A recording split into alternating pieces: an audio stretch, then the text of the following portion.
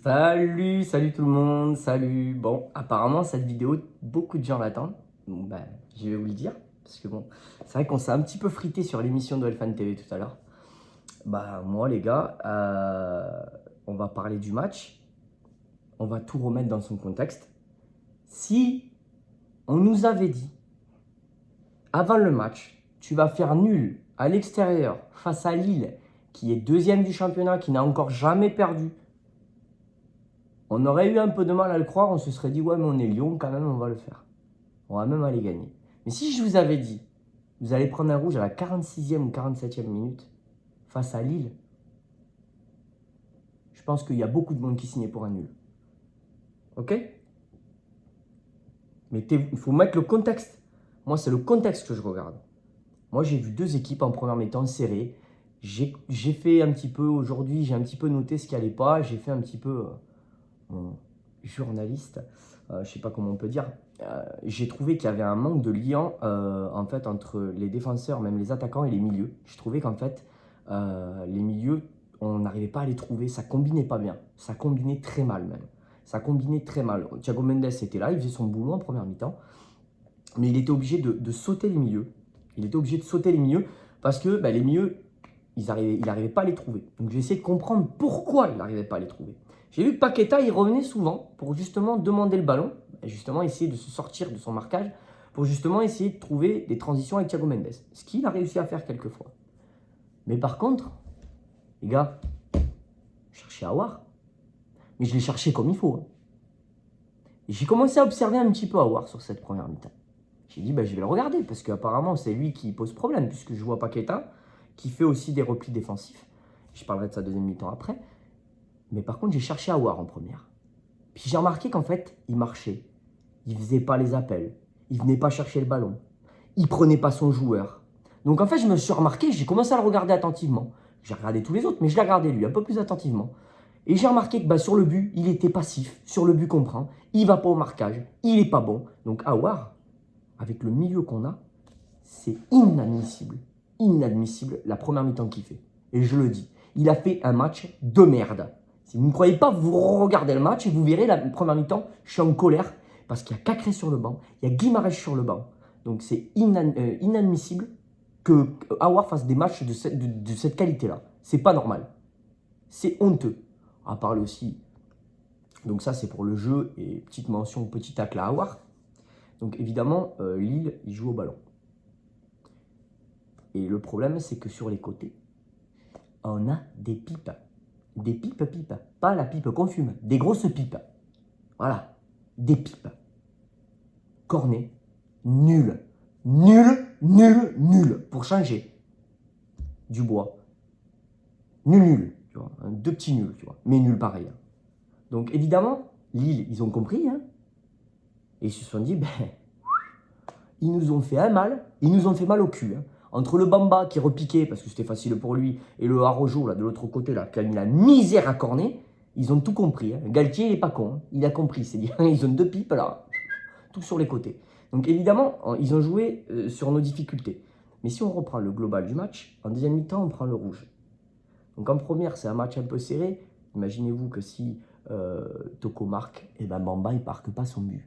Et on peut-être qu'on repart à la mi-temps avec un 1-0. Le match était moyen en première mi-temps, c'était pas folie, mais voilà. Et en deuxième mi-temps, on prend ce rouge. Et là, le match n'est plus pareil. Arrêtez de vouloir du jeu. Quand tu prends un rouge à la 47e minute et que tu as Garcia en coach, déjà qu'en première mi-temps, tu ne proposes pas de jeu, tu n'en proposeras pas à 10. Face à Lille, qui est invaincu et qui, eux, proposent du jeu. Donc, derrière, on se met à défendre. Et on fait que ça. Et on tient le match nul.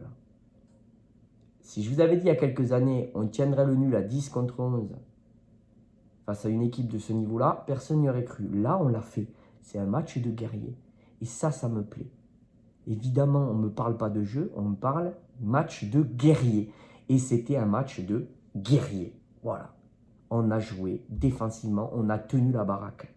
Paqueta, énormissime en deuxième mi-temps.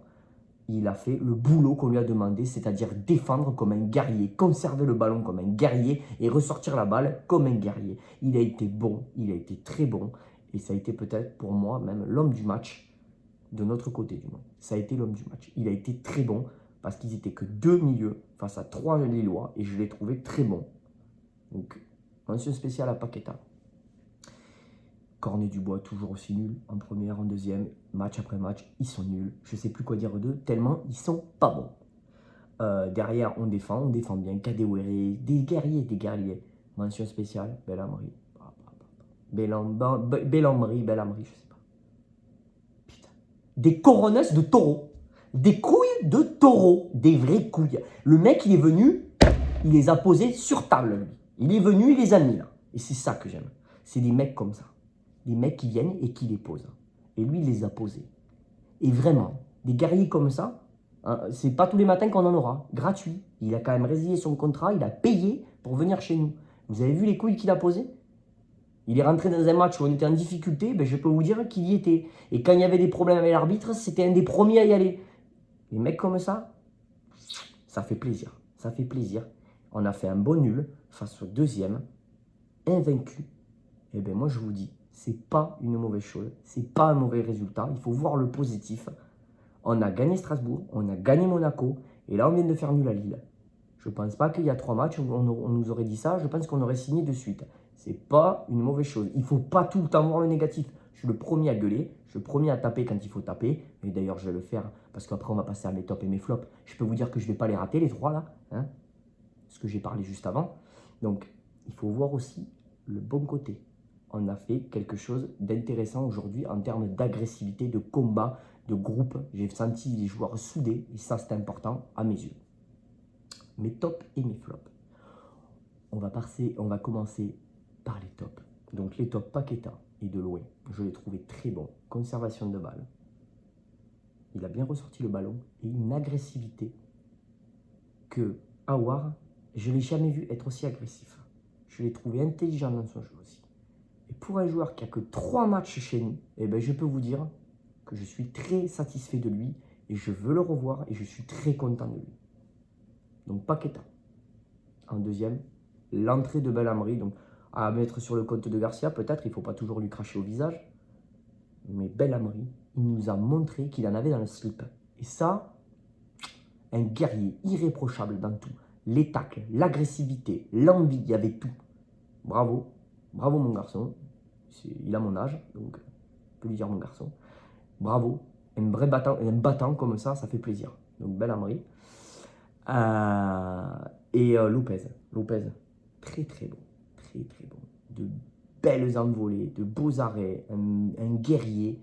J'ai beaucoup aimé Lopez. J'aurais pu citer Diomandé, j'aurais pu citer Mendes qui a été pas mal en première, j'ai trouvé intéressant. Moins bien en deuxième, j'ai trouvé. Mais voilà, j'aurais pu citer d'autres, mais vraiment les 3 que j'ai cités pour moi, ils sont au-dessus. Voilà. Et maintenant, les 3 que je vais citer sont en dessous, mais bien. Hein, pouf!